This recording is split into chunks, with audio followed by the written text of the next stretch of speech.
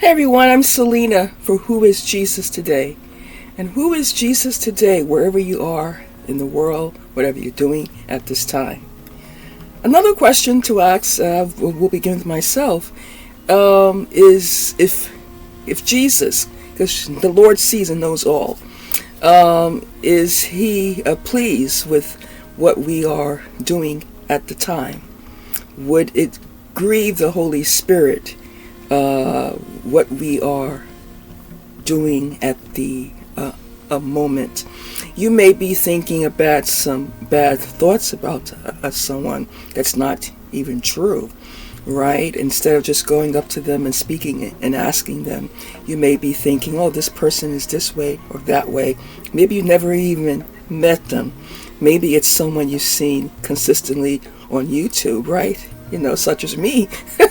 And I've seen people too.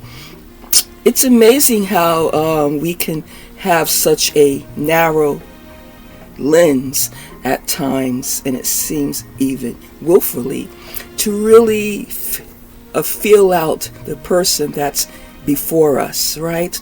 And this is why I encourage all of us, those who are in the body of Christ, and you know that the Lord does allow us to discern between good and evil. It is important to really have a sharpened our discernment in the spirit, the spiritual realm. Our assessments, assumptions will fail us. All of us. Sometimes we're right, a whole lot of times we're wrong. But when we are in the Spirit of God, we can begin to pick up and discern what the Spirit wants us to discern, and then allow the Spirit to show us how to handle it. Right. I want to say this too. You know, just maybe take the next couple of hours or days to think about this. Have you seen how atrocities, calamity, natural disasters, and wars bring us closer together? Or persecution. I can think back on the events of 9/11 in New York City, and I have never experienced a city that close-knit. I've never experienced, people were just crossing the bridge like they're not in even their right frame of mind. Can't explain what has just occurred in the borough of, say, Manhattan. What is going on? Is this the end for all of us? People were just so uncertain in the help. You see, people were just walking in a daze, and you had those outside that were handing out people, say, water, and trying to console them so they could at least make it home to their families. And now let's fast forward in our history. There's been a whole lot of other atrocities and calamity and wars in the middle from that time to this time. And there's been a couple of wars, obviously.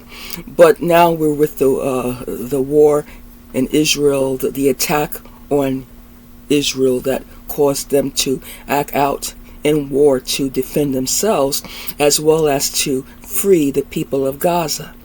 Yes, right. To free the people of Gaza. And you know, on this channel, it's been my heart's desire, peace in the Middle East. And peace in the Middle East, of course, comes with the Prince of Peace.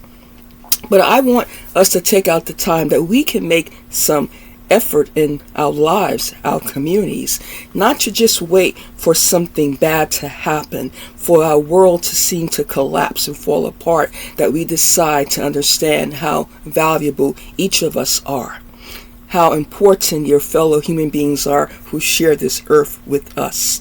And so in this time of war, we even see how it's been said how Israel was really divided. But when it came to this attack, Israelis had to come together. Different backgrounds and different beliefs, but Israelis had to come together. 9/11, New Yorkers came together. I saw that like I've never seen in my life in that city.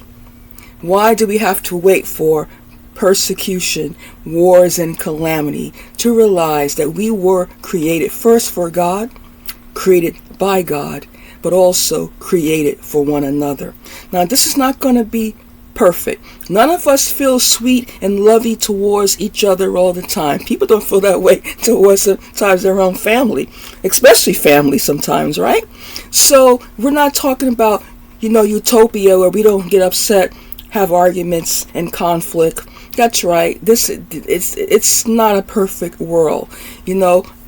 A perfection is in Christ, but not in us and of ourselves. We have trouble getting along. Amen to that. But you know what? We don't have to wait and for something really tragic to happen in our world, personally, our neighborhoods, our country, for us to realize, though, we need to really think more about each other and how we can help each other. Let's keep that in mind today.